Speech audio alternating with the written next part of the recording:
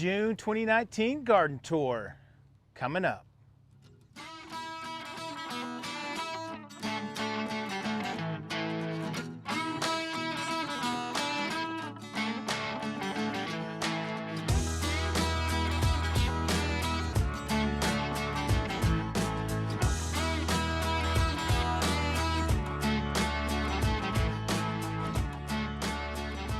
Well, folks, welcome back to the Rockin' Sea Homestead. My name is Lance. I want to welcome you to our channel. We're going to do a garden tour. It's about the 7th of June, and we just want to kind of see and kind of show you guys where we're at so far. Show you some pluses and maybe a couple minuses, and maybe get some help because we're brand new gardeners and this is our first time doing this. We kind of dabbled at it last year, but this is our first time at a full-on garden. So we're going to start here right in the front of the house. These are beds that we made last year, and we grew herbs and some flowers in these. Some of the herbs actually were carryover from last year. We did plant some lettuce and some spinach in the bed I'm in front of right here. And those have all went to seed and we pulled them out, and we didn't have anything else to plant here, but we had some we had some watermelon plants that needed to be planted. So we went ahead and planted those, a couple of them here. It's just an experiment, and we got a little trellis for them to hopefully crawl up on and provide us some watermelon. So we'll see. We have some more planted in the ground that we'll show you here in a little bit. But over here, we do have some garlic chives and some onion chives. These were actually carryover from last year. We kept them alive all winter long. And then we added in some curry and some lavender. Those were just planted about a week ago, and they seem to be working well. Be interesting to see how that works out. We love curry and we love lavender, so it'd be great to be able to use that in some teas and some other cooking. Now, this sage plant has been cut back 2 or 3 times this year. As you see, we kind of let it go to seed, but this thing is just huge. We actually need to cut it way back because we have a second sage plant there, a little variegated sage, and this thing's just overwhelming. This thing's huge. And then this is thyme, and like I said, it's kind of growing out and pushing it out, so we need to do some trimming on that. But we do love us some sage, and we just need to trim it back. And then this year we did get some new herbs, some spearmint and some basil. Last year our basil didn't make it through the winter, so we got a new plant, and looks like we need to come through here and kind of clip off some of these buds that are coming up and maybe harvest a little bit of this and get them dried up. Now, I am super excited about this bed here. So earlier in the year, there's a couple videos, I'll have to link them, but I got some garlic, which was sent to me from Dan from Home in the Sticks, which was actually sent to him from Bumblebee Junction. So this half of the bed is garlic, hardneck garlic, and you can see the scapes are coming in. So we're super excited about that. And then the front half is onions, and we've been going through and kind of, like this one right here will be next. The littler ones, we've been kind of picking the little ones and kind of giving more space to the bigger ones and letting those bulbs get bigger. We did that on about half of this bed, and then we'll show you another one where we have some more onions planted. And the whole reason for that is so we have some green onions to eat for ourselves right now, and hopefully those onions will get bigger and bigger, and we'll have onions later on in the year. So in one of our videos, we showed you how you could grow some herbs or vegetables just in like a patio or some sort of a small backyard. And we got these little 3 pots. They can kind of be hung together, or this is just zip tied to our fence. And we have some lemon balm mint. And for those that like that, and especially in tea, just to kind of give you a little heads up, Marcy's going to be doing some videos on some herbal teas here coming up. We got some oregano that is just doing awesome. And then we got some rosemary that is really taken off here recently. And all of these are in little self-watering pots. You put a little water down here at the bottom, and it keeps everything moist. And as you can see, these things are ready to go. And we need to trim some of these back and start either put them on the dehydrator or letting them hang and and to just let them dry so we can preserve them. And as you can see, I'm walking through our raised beds that we made earlier in the year. There's videos on our playlist that show all of this stuff. But as you can tell, everything is growing really well, and we are amongst a bountiful harvest, hopefully. And in this bed, this is where we have our broccoli and some more onions. And as you can tell, the broccoli is just going crazy over here. As big as this is, we've just now started seeing like little thumbnail size of broccoli heads. So hopefully those things are gonna come on now and start producing for us. And we'll actually have some broccoli. You know, we've wondered if we've messed up or we've done something wrong, but it looks like they are coming on, and hopefully they will continue. And then after they harvest, maybe we can do something with the leaves. I've seen a couple of videos with those. But we do have some onions over here, and our broccoli's kind of encroaching in them. But these were planted later than the ones over in the other bed that we're showing.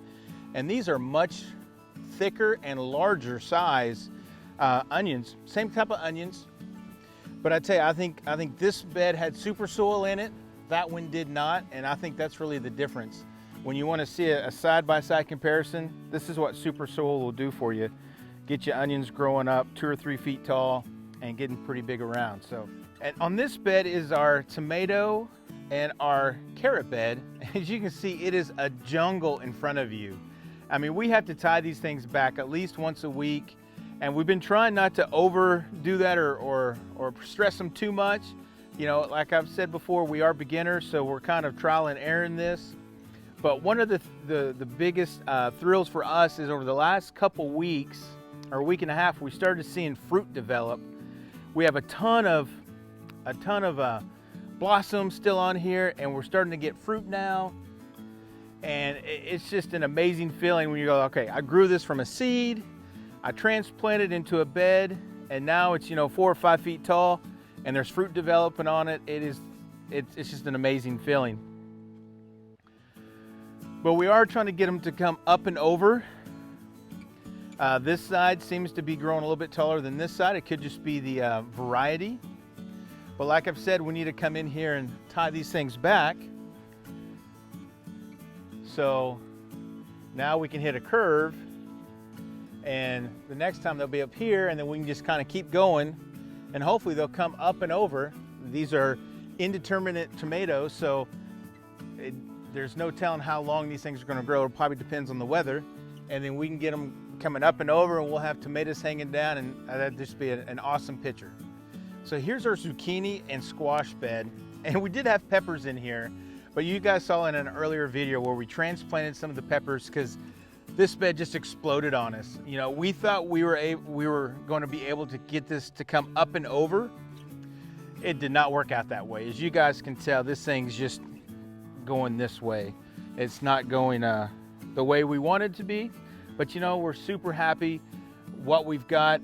We'll get in here and look and show you guys some of the fruit that are in here. We have seen one squash plant that has, looks like that end blossom end rod over there, but the rest of them look like they're just loaded with fruit. So if you guys can give us some hints on, is there anything you can do if you see that on some of your fruit? Is it something, or your produce, is there something that you can do to correct that or help correct it now? If you would, hey, leave us some comments down below. Would love to have your help and your assistance on that. And let me tell you, so far, this has been my favorite bed of the year. It's our lettuce and our spinach beds. We have 3 or 4 different varieties of lettuce. We got Paris Island, a Freckles Romaine, we've got a Butter Crunch, we got spinach. And we've already harvested this, I think 3 or 4 times this year, and it's up for another one today. So one of the things that we're trying to decide on within this bed is going through and pulling this row all the way across of all the lettuce and spinach up and out. We got a ton of different varieties of beans and peas and those type of seeds from Baker Creek. When the Self-Reliant Roadshow was here in our little basket, we got a ton of seeds, and a lot of them was those beans and peas. It's something we hadn't planted this year. So we thought about maybe just direct sowing it in here, and seeing what will grow. We have to still kind of research a little bit, see what would be good at this time of year. I know it's kind of late for that, but hey, I figured at this point it's all an experiment and we'll see what grows. We still got plenty of lettuce that's keeping us with more than enough lettuce every day, so I think that should be something fun to do. So on this row is kind of our add-on and our adding of stuff throughout the season so far. Starting over here, we have some peppers, and you guys have all seen these videos that where we've done this, but we got some sweet banana peppers all in this area, and some bell peppers. And these were actually bought at a store, and they were actually plants, and we just planted them, and they're starting to come on. We have some with a little bit of fruit coming on it, so we're super excited about that. Now, this is one of our experiments we did on the self-wicking or watering tubs. We just took a watering trough that we got at Atwood's, which is our local ag store, and we filled it up, and you guys can watch a video. I'll put a link up above with that information. But essentially, you just pour water in here, and it just sucks up the water the plants do and the roots, and it's moist.